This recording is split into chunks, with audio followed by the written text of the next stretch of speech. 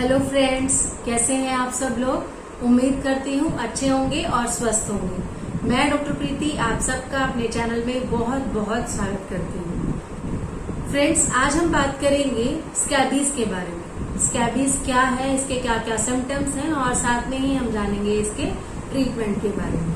तो चलिए शुरू करते हैं।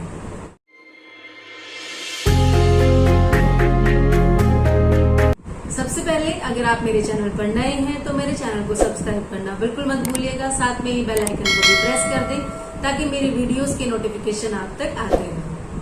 फ्रेंड्स, स्कैबीज जो है ये बड़ी ही मजाकिया बीमारी है, यानी कि पहली बार कोई आपके सिम्टम्स के बारे में सुनेगा तो आप पर हंसेगा, क्योंकि इसके सिम्टम्स जो है वो स्पेशली रात में आते हैं। इसमें और कोई सिम्टम नहीं आता। सबसे पहले जो सिम्टम आता है वो आता है ईचिंग का, यानी कि खुजली का। और वो खुजली सिर्फ आपको रात में होगी और दिन में बिल्कुल नहीं होगी। तो जो भी सुनेगा इसके बारे में वो पहले तो हंसेगा और मानेगा ही नहीं कि आपको इस तरह की प्रॉब्लम हो सकती है। फ्रेंड्स, स्कैबीज क्या है? स्कैबीज जो है ये एक ड्राई ईचिंग यानी कि सूखी खुजली है। आपको पता ही नहीं चलेगा कि आप कब इन्फेक्टेड हुए और आपकी बॉडी में कोई रैशेज नहीं होगा, कुछ भी दिक्कत नहीं होगी सिवाय खुजली के। आपकी बॉडी में खुजली चलती रहेगी और जो कि सिर्फ रात को चलेगी। ये सार्कोप्स्कैबाइमाइट की वजह से होता है। सार्कोप्स्कैबाइमाइट जो है जब ये आपको इन्फेक्टेड कर देता है तो उसकी वजह से ये ड्राई ईचिंग यानी कि स्कैबीज आपको हो जाती है। फ्रेंड्स, स्कैबीज में जैसा कि मैंने आपको पहले बताया, ईचिंग के अलावा और कोई सिम्टम नहीं आता है, लेकिन ऐसा सिर्फ शुरुआती दौर में होता है। अगर आपको इन्फेक्शन आए हुए 2 से 3 दिन हो गए हैं तो धीरे धीरे इसके कुछ दाने, कुछ रैशेज होने लगेंगे, जो जनरली आपके फिंगर्स यानी कि आपका जो हैंड है उसके बीच वाला एरिया, जो वेब एरिया है, यहाँ पे इन्फेक्शन स्टार्ट होगा, यहाँ पे रैशेज स्टार्ट होंगे जो काले कलर के या रेड कलर के हो सकते हैं। उसके साथ ही कुछ केसेस में इसके जो रैशेज हैं वो जेनाइटल एरिया में भी आते हैं। फ्रेंड्स, शुरू में तो ये जो रैशेज होंगे वो बिल्कुल छोटे छोटे होंगे और उनमें कोई डिस्चार्ज नहीं होगा, लेकिन धीरे धीरे जैसे टाइम पीरियड बढ़ेगा, 2 से 4 दिन होंगे, आपके रैशेज में से हल्का चिपचिपा सा पदार्थ निकलने लगेगा। कई बारी तो ये जेनाइटल एरिया को इतना ज्यादा इन्फेक्टेड करता है कि वहां होने वाले रैशेज में पस की फॉर्मेशन हो जाती है। तो फ्रेंड्स, स्कैबीज का जो माइट है ये हमारी बॉडी में बरो करता है, छोटे छोटे छेद करता है और उसकी वजह से ये पूरी बॉडी को धीरे धीरे इन्फेक्टेड कर देता है। इसका जो लार्वा है जहां जहां भी इन्फेक्टेड पर्सन टच करेगा वहां वहां ट्रांसफर होता रहता है। तो ये एक कंटेजियस डिजीज है। ये बच्चों से लेकर बड़ों तक सबको बराबर इन्फेक्ट करती है और किसी में भी हो सकती है। अगर आपकी फैमिली में कोई एक भी इंसान इससे इन्फेक्टेड अगर हो जाता है तो विद इन अ वीक आपकी पूरी फैमिली इन्फेक्टेड हो जाएगी। और सबसे जो जरूरी बात है वो ये है कि अगर एक बंदा ट्रीटमेंट लेता है और बाकी सब नहीं लेते हैं तो ट्रीटमेंट लेने वाले बंदे को भी कोई भी फर्क नहीं पड़ेगा। ट्रीटमेंट लेने वाला पर्सन जो है वो ठीक नहीं होगा, क्योंकि जैसे ही वो ठीक होगा वो आपके इन्फेक्टेड कपड़े, इन्फेक्टेड चीजें इस्तेमाल करेगा और उसको दोबारा से इन्फेक्शन हो जाएगा। इसलिए इस बीमारी में जब भी ट्रीटमेंट लेंगे तो एक साथ जितने भी इन्फेक्टेड लोग हैं सब के सब एक साथ इसका ट्रीटमेंट लेंगे।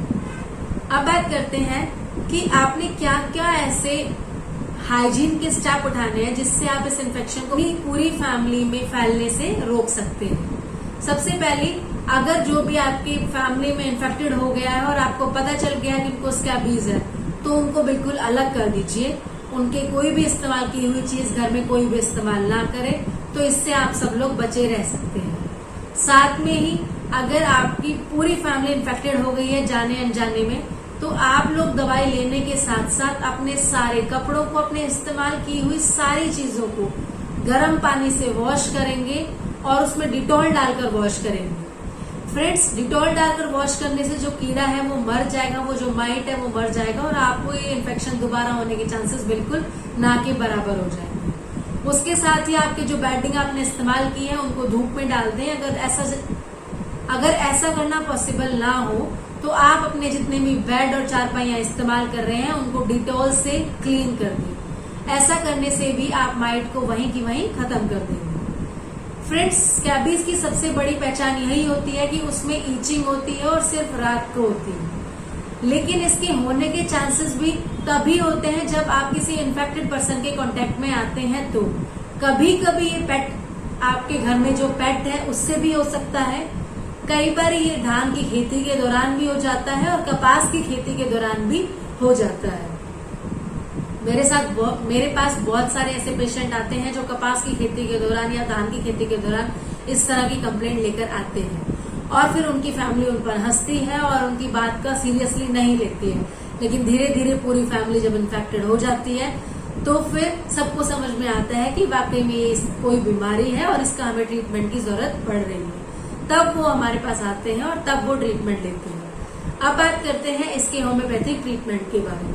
जैसा कि मैंने आपको पहले ही बताया, ट्रीटमेंट के साथ साथ सारी चीजों को डिसइंफेक्ट करना भी बहुत ज्यादा जरूरी है। सबसे पहली जो मेडिसिन है वो है आर्सेनिक एल्बम। अगर आपको छोटे छोटे रैशेस हो गए हैं और आपको रात में ही सबसे ज्यादा खुजली होती है, सबसे ज्यादा बेचैनी आपको रात में होती है और बाहर खुले में जाने से आपको और ज्यादा तकलीफ होती है, तो आर्सेनिक एल्बम 30 पोटेंसी में आप 2-2 ड्रॉप्स डायरेक्टली ऑन टंग पे दिन में 3 बार लेंगे तो आप देखेंगे 1 से 2 दिनों के बाद आपको इस प्रॉब्लम से छुटकारा मिल जाएगा। उसके साथ ही आप इस्तेमाल करेंगे स्कैबनॉइल ऑयल का। स्कैबनॉइल ऑयल को आप रात में लगाकर सोएंगे और उसको एक लेप की तरह इस्तेमाल करेंगे। सुबह उठकर आप अपनी बॉडी को वॉश करने के साथ साथ अपनी सारी चीजों को डिसइंफेक्ट भी करेंगे। फ्रेंड्स, दूसरी जो मेडिसिन है वो है सीपिया 200।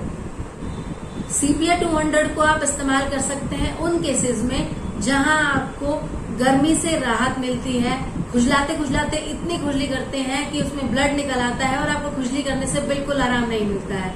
उस केस में आप सीपिया का इस्तेमाल कर सकते हैं। फ्रेंड्स, अगर आपको खुजली है, आपको नहाने का बिल्कुल मन नहीं करता, आपको मीठे खाने का बहुत मन करता है, उस केस में आप ले सकते हैं सल्फर 6x पोटेंसी में डेली सुबह सुबह 2 टैबलेट। सल्फर जो है वो इचिंग में बहुत अच्छा रिजल्ट देती है और अगर आपको सल्फर सूट कर जाती है आपके सिम्टम्स के अकॉर्डिंगली तो वो आपके लिए एक बेस्ट रेमेडी है आपकी इचिंग को खत्म करने के लिए। उसके साथ ही हम एक कॉम्बिनेशन इस्तेमाल करेंगे जो बहुत सारे मदर टिंचर को मिलाकर बनाया जाता है। उसमें आप ऑसिमम मदर टिंचर डालेंगे, साथ में ही आप इचनेशिया का मदर टिंचर डालेंगे, साथ में ही आप कैलेंडुला का मदर टिंचर डालेंगे और उसके साथ डालेंगे आप अजार्डिकस इंडिका का मदर टिंचर। ये चारों ही जो मदर टिंचर हैं वो स्किन की ईचिंग में बहुत अच्छा काम करते हैं। Anti fungal, anti bacterial, anti parasite भी बहुत अच्छा काम करते हैं ये, और साथ में ही आपकी जो ईचिंग है उसको भी कम करने में हेल्प करते हैं। तो आपने इन चारों ही मदर टिंचर को इक्वल क्वांटिटी में मिक्स करके रख लेना है और फिर आप डायरेक्टली भी आप इसको बॉडी पे लगा सकते हैं या फिर आप इसको equal quantity of coconut oil में मिक्स करके लगा सकते हैं। जितना आप कोकोनट ऑयल लें उतना ही इस मदर टिंचर को लें, इस मिक्सचर ऑफ मदर टिंचर का इस्तेमाल करें और उन दोनों को मिक्स करके फिर आप डेली अपनी बॉडी पे नहाने के बाद इसका इस्तेमाल करेंगे। आप देखेंगे कि 2 से 3 दिनों में आपको इस प्रॉब्लम से पूरी तरह से छुटकारा मिल गया है। तो फ्रेंड्स, आज हमने बात की है स्कैबीज के बारे में। तो आज का वीडियो यहीं तक। अगर आपको मेरा ये वीडियो पसंद आया हो तो इसे लाइक करें, शेयर करें और सब्सक्राइब करना बिल्कुल ना भूलें। साथ में ही बेल आइकन को भी प्रेस कर दें ताकि मेरी वीडियोस के नोटिफिकेशन आप तक आते रहें। अपना ध्यान रखें। Take care. Bye bye.